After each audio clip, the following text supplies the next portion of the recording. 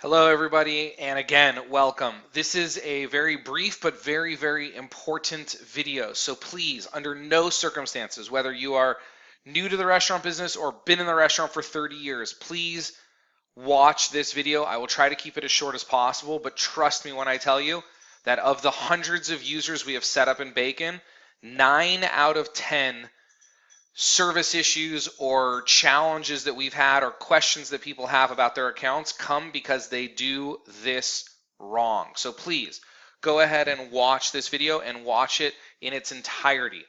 This is going to be an overview of the account structure in your Bacon account. So basically Bacon runs off of accounts, and there are five major types of accounts.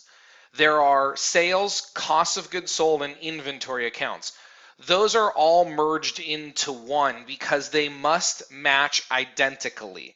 Now, I'm more than happy to share with you some blog videos or things, or if you have questions about why this is, but for now, to keep this short, your sales categories, your cost of goods sold, which is the offsetting entry to a sales category, and your inventory accounts must all match. Now, again, Bacon is not a tool that we use to take inventory or to keep inventory, but it is a tool you can use to enter your inventory if you have another method for taking inventory. So that's the first thing. I'll get into details on that more later. Then we have labor categories like back of the house, front of the house management, and labor jobs like cook, dishwasher, cashiers, etc. Now, again, just something of note here.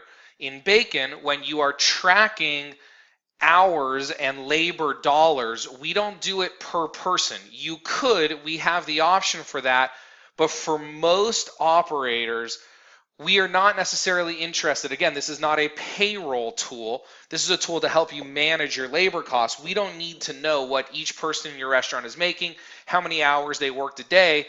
We need to know it per job.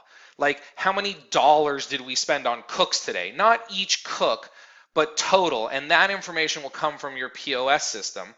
Then we have direct operating expenses. Very simply, if you're not familiar with what a direct operating expense is, a direct operating expense is any expense that is very controllable, actually 100% controllable, meaning it's related to your sales, but it's not a cost of goods sold.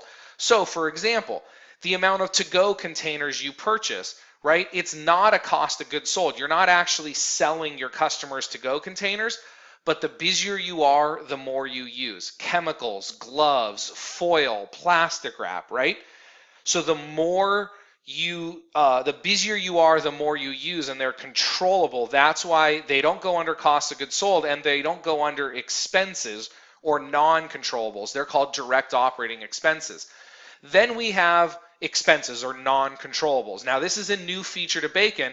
This is for those of you, or for a lot of people who've been asking, they want to get a full P&L report, a profit and loss out of Bacon. These are your non-controllables, right? Music and entertainment, marketing, advertising, utilities, occupancy expenses, equipment leases, bank fees, credit card processing fees, telephone, etc. Now, sure, you can make an argument that some of these are controllable, but from accounting purposes, they're listed as non-controllables. We've gone ahead and added about 50 of the most common non-controllable accounts in here for you.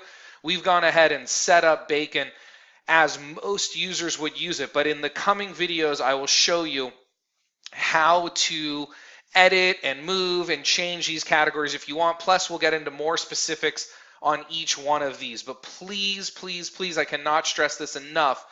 Before moving on and before going into Bacon and just getting everything set up how you think it should be set up, please follow the Getting Started checklist and watch each video that goes along with it, because we'll get into more details about it.